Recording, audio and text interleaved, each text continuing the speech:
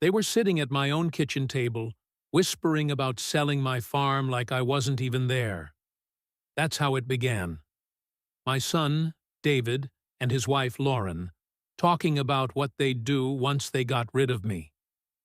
Lauren's voice was sharp, the kind that carried even when she tried to keep it low.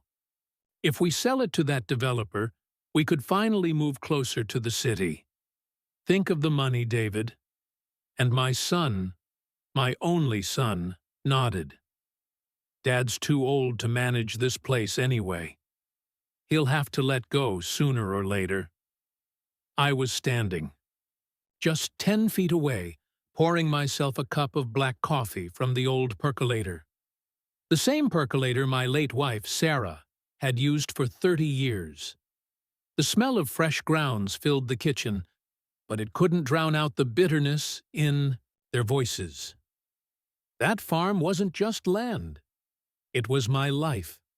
It was where Sarah and I had built a home, raised our boy, buried our dog under the oak tree. Every fence post, every acre of corn, every sunrise over those rolling Indiana fields carried my sweat, my hands, my years, and now my son was plotting to strip it from me like I was some old coat he could pawn off.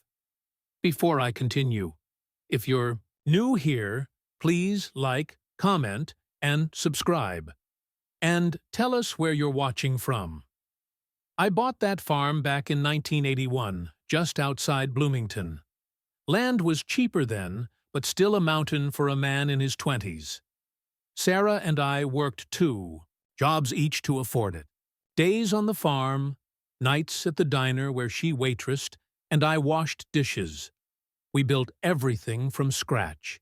The barn, the fences, even the small farmhouse we lived in. It started as a run-down shell with peeling paint, but with every board nailed, every gallon of paint brushed. We made it ours. David grew up there, summers chasing fireflies in the fields, winters sledding down the pasture hills. I taught him how to drive the old John Deere tractor before he was tall enough to reach the pedals. Back then, I thought he'd love the land like I did. I thought he'd inherit not just the soil, but the soul of the place. But times changed. David left for college in Indianapolis, met Lauren, and came back different. Polished. Always talking about investments, real estate, and not being stuck in the middle of nowhere. At first, I thought he just needed time to adjust. But more years passed, the clearer it became. He saw the farm as nothing more than property, dollar signs on dirt. And Lauren? She never hid her disdain. The mud on her high heels when she stepped out of their Lexus, the way she wrinkled her nose at the smell of manure, the little digs like, "Isn't it time to sell this place, Robert? You deserve retirement." Retirement. That was her polite way of saying get out of the way so we can cash in. That night, after I overheard their whispering, I sat alone at the kitchen table long after they'd gone upstairs to bed. The house creaked with old age, the way it always did, but it felt heavier somehow, like the walls themselves were listening. I stared at Sarah's picture on the mantel, her in that summer dress with sunflowers in her hair, and I whispered, "They don't see it, Sarah. They don't see what we built. They just see dollar signs."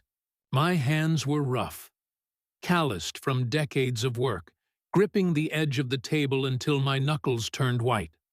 I wasn't just fighting for land. I was fighting for memory, for respect, for the life Sarah and I had built out of nothing. And as I sat there in the silence of that farmhouse kitchen, one thought began to settle in my chest.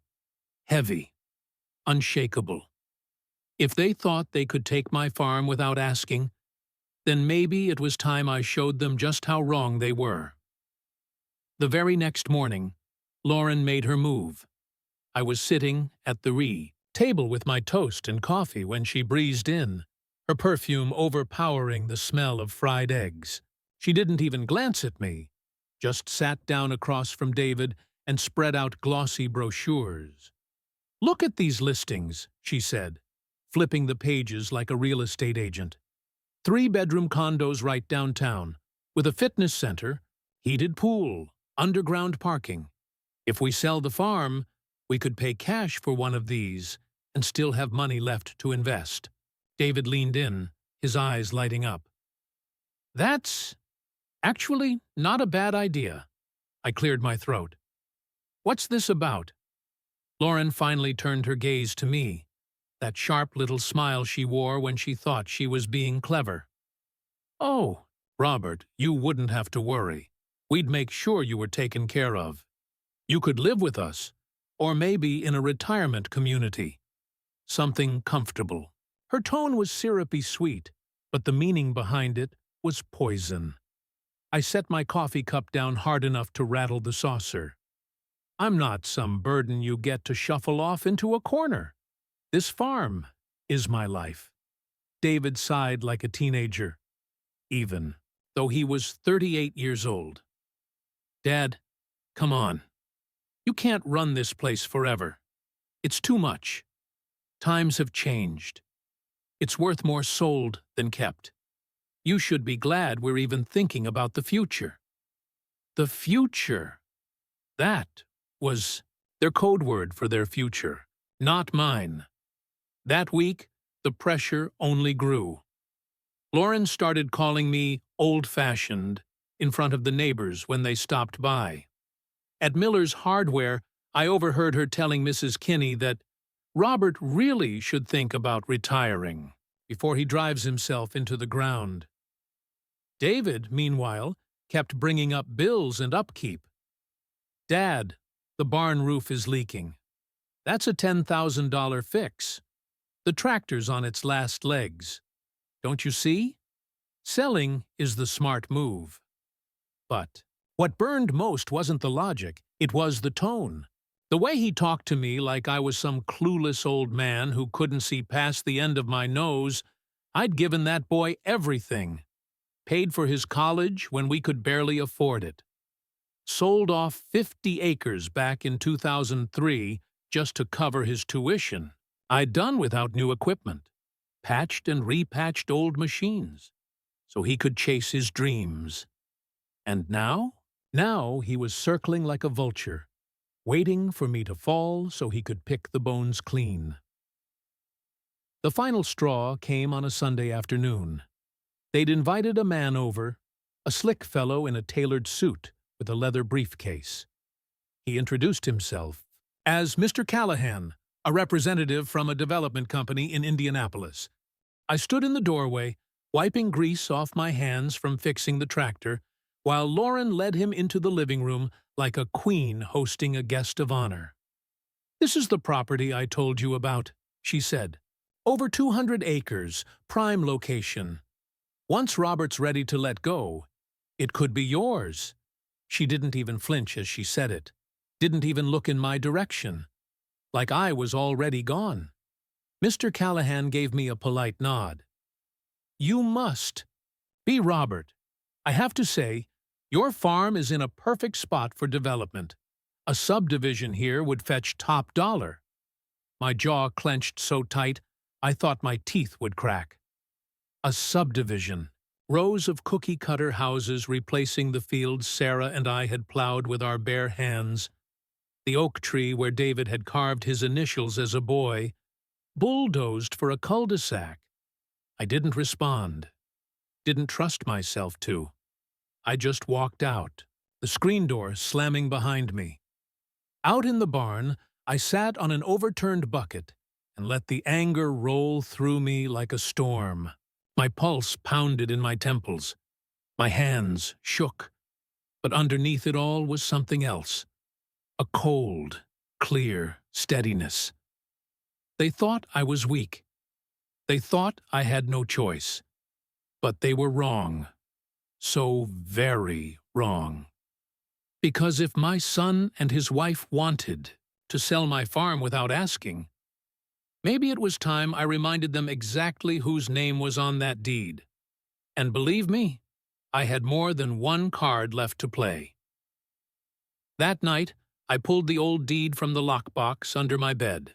The paper was yellowed, the ink faded, but my name was still there in bold print. Robert Allen Whitaker. Sole owner. Not David. Not Lauren. Not anyone else. Mine. I ran my finger across the paper and felt Sarah beside me, as though she were whispering, "Stand your ground, Robert." The next morning, instead of heading to the fields, I drove into Bloomington and parked outside the law office of Henderson and Cole, the same firm I'd used back when I had to sell those 50 acres for David's college. Inside, the office smelled of leather and old paper. The receptionist smiled politely and led me back to Mr. Henderson's office. He was older now, hair thinner, but his eyes were sharp as ever. "Robert Whitaker," he said, shaking my hand firmly. "What brings you in?" I laid the deed on his desk. "I need to make sure my son can't touch this farm. Not while I'm alive. Not unless I say so." He adjusted his glasses, studied the document, then looked back at me. "Your son trying to pressure you?" I nodded. "Him and his wife. They've already got developers sniffing around, talking about subdivisions, like I'm already dead." Mr. Henderson's lips pressed into a thin line. "Well, the good news is you're in full control. As sole owner, you decide if it's sold. No one else? But if you want ironclad protection, we can set up a living trust. That way, no one can force a sale without your express consent. And if you'd like, you can choose who inherits, bypassing any meddling later."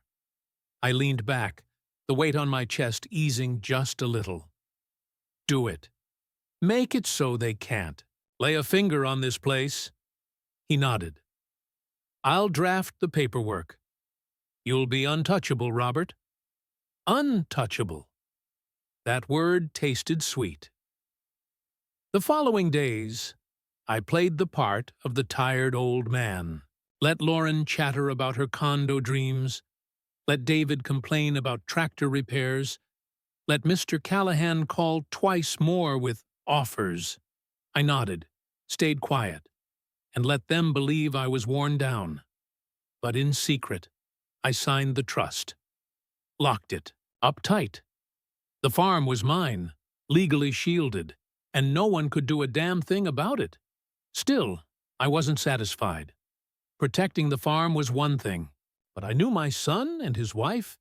They wouldn't stop pushing until they tasted the sting of real consequences. That chance came sooner than I thought. A week later, I was in town at Miller's Diner, sipping my usual coffee, when I overheard two men in the next booth. "You hear about Whitaker's place?" One said.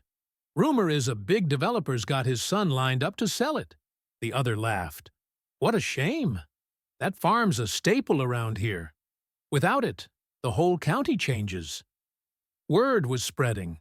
Small-town gossip moves faster than wildfire.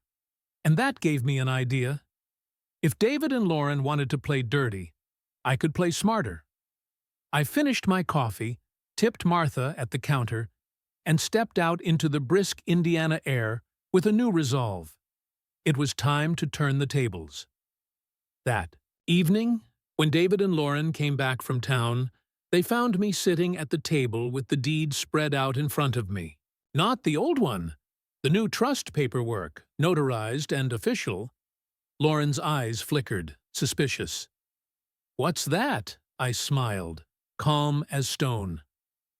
"Just some documents, making sure the farm's future is in the right hands." David frowned.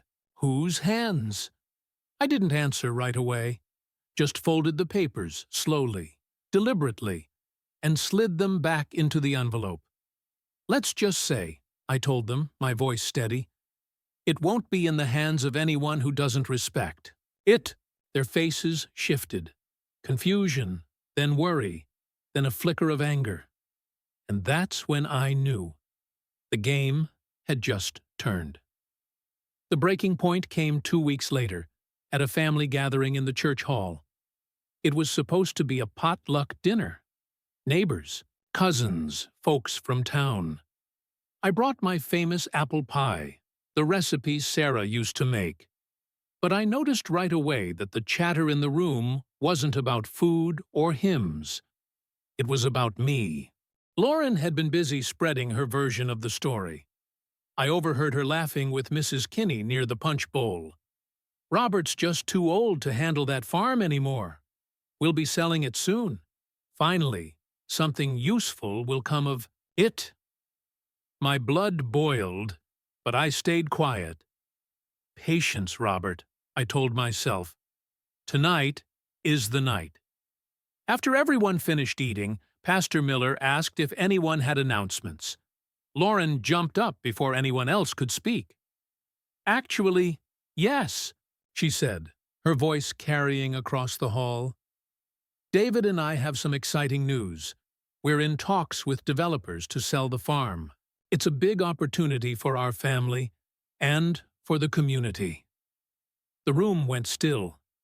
Forks clinked against plates. Whispers spread like ripples in a pond. Then she turned and gestured at me. "Of course, Robert's still adjusting to the idea, but we all know it's for the best. Right?" I stood slowly, the wooden chair scraping against the floor. My heart pounded, but my voice came out calm and steady. "No," I said, letting the word hang in the air. "It's not for the best. And it's not happening." David's face flushed red. "Dad, don't make a scene." "A scene?" I pulled the thick envelope from my jacket pocket and held it up. "You two have been scheming behind my back, treating this farm like it's already yours to sell. But here's the truth. This farm is mine. It always has been. And thanks to this document, it always will be." Gasps echoed through the hall. I laid the envelope on the table, sliding out the notarized trust papers. "This farm is legally protected," I said. "You can't sell it. You can't touch it. And when I'm gone, it won't go to the two of you. It'll go to someone who respects it." Lauren's jaw dropped. You can't do that." I locked eyes with her. "I already did." The pastor cleared his throat uncomfortably, but the whispers had turned into a low roar. Neighbors leaned in, muttering things like, "Good for him," and "About time someone stood up to those two." David clenched his fists. "So what, Dad? You're going to let this place rot just to spite us?" I stepped closer, lowering my voice so only he could hear. "No, son. I'm going to keep this place alive, the way your mother and I built it, with love and sweat, not greed." Then I spoke louder, for everyone to hear.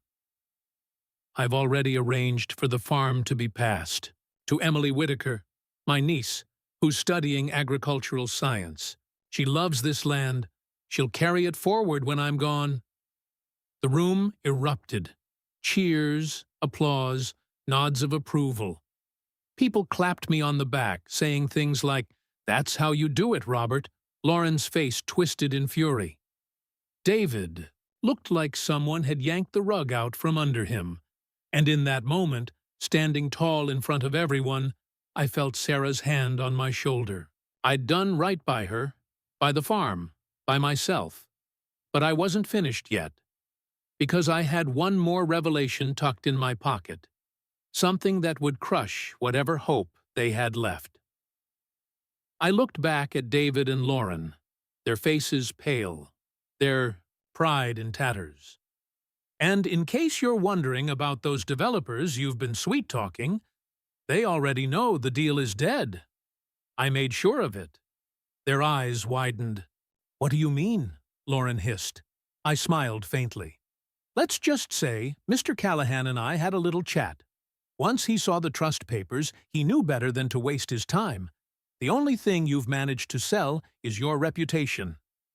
The crowd gasped again, this time with laughter sprinkled in. Someone clapped. Someone else muttered, "Serves 'em right." David's shoulders slumped. Lauren grabbed her purse and stormed out, her heels clicking like gunshots on the tile. And I just stood there, steady as stone, letting the weight of the moment settle. But as satisfying as it was to watch their plans crumble, I knew the fallout was only beginning.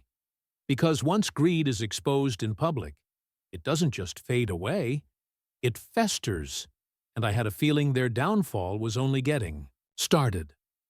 Lauren didn't show her face in town for nearly a month after that night at the church hall.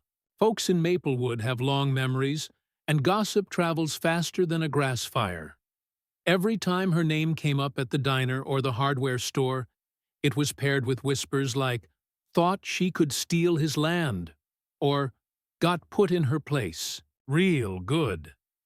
David tried to act like nothing had happened, but the truth clung to him like mud on his boots. His business slowed down. Clients started canceling jobs, saying they didn't want to be associated with someone who'd tried to swindle his own father.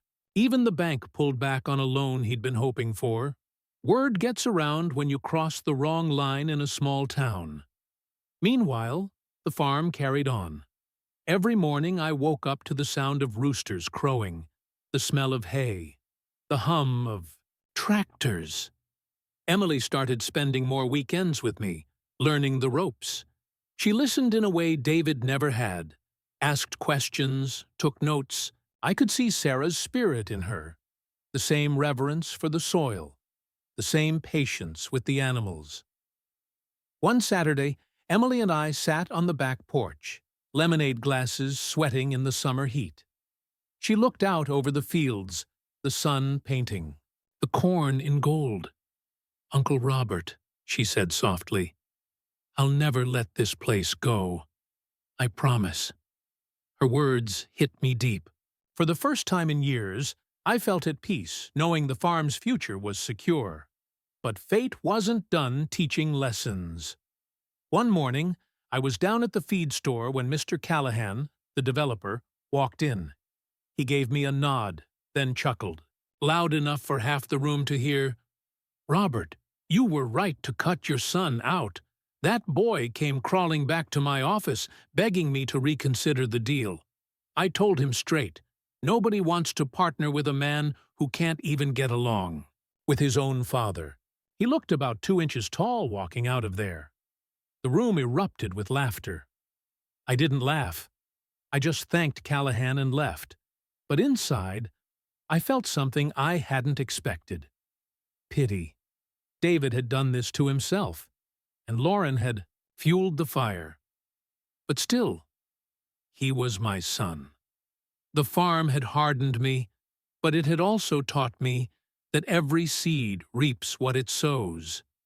And David had sown betrayal. A few weeks later, they came back to the farmhouse. Not storming in, not yelling, this time, just standing on the porch, looking smaller than I'd ever seen them. "Dad," David said, his voice low, We lost the house." Lauren wouldn't even look me in the eye. Turns out, in their eagerness to impress developers, they'd taken out loans they couldn't repay, betting on money that was never coming. When the deal collapsed, the bank came knocking. The shiny, new SUV, the fancy kitchen remodel. They were gone, repossessed. All they had left were the clothes on their backs, and the pride they'd once worn like armor, now crumbled to dust. I let the silence hang for a while, the cicadas buzzing in the woe. "Trees," finally I said. "You thought you could take this farm from me, but you only managed to lose everything else you had." David's eyes filled with tears. For a moment, I almost reached out. Almost, but I remembered every insult, every cold shoulder, every scheme they'd tried to pull. I'll pray for you both, I said quietly, but I won't bail you out. Not this time. And then I shut the door. Life on the farm moved forward. Emily and I tilled, planted, and harvested. We shared laughter, hard work, and quiet evenings watching the sunset paint the sky. As for David and Lauren, they faded into the background of town life, whispers still following them wherever they went. They lost more than money. They lost respect. And in a place like Maplewood, respect is worth more than gold. Standing on the porch one evening, the fields stretching endless before me, I thought of Sarah. I could almost hear her voice in the wind. "You did right, Robert. You protected what we built." I took a deep breath, feeling the weight lift off my shoulders. They tried to steal my legacy. Instead, they lost theirs, and I, finally, found peace. Tell us your thoughts in the IU comments, and don't forget to like, share, and subscribe for more stories.